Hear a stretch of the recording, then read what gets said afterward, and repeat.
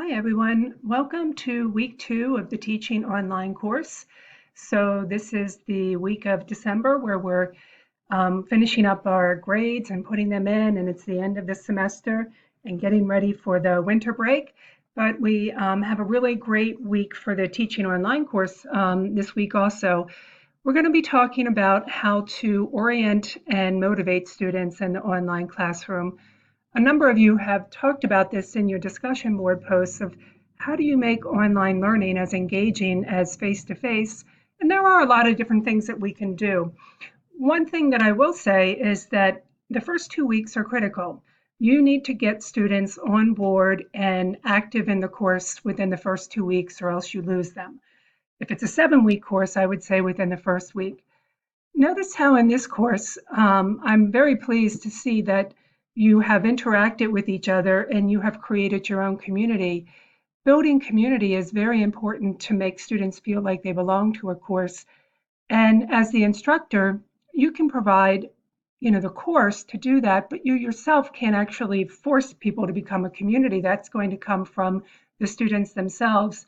But you want to do things such as having a discussion board post where students introduce each other and some other introductory activities to get them involved and to start forming that community. So this week, I have a welcome message for you. And so we're going to go over here to learning modules, and we're in week 2.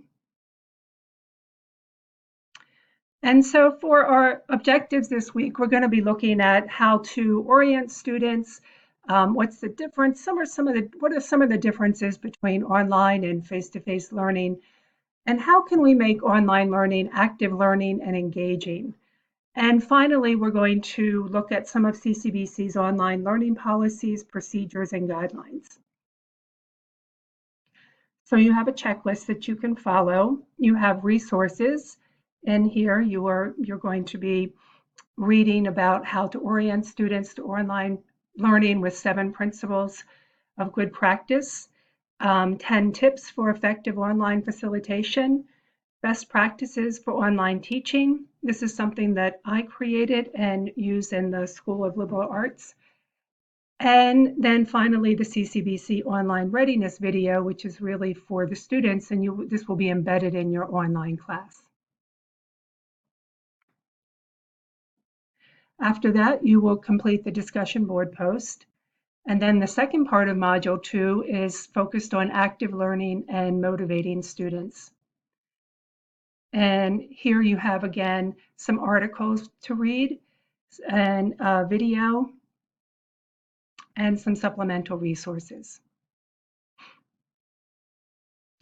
And after that, you'll complete your second discussion board post on active learning and motivating students.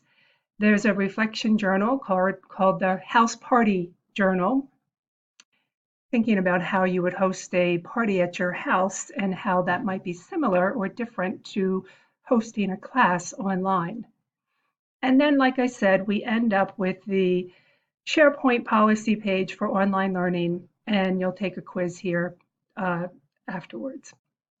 I look forward to seeing you online. Don't forget, please contact me if you have any questions.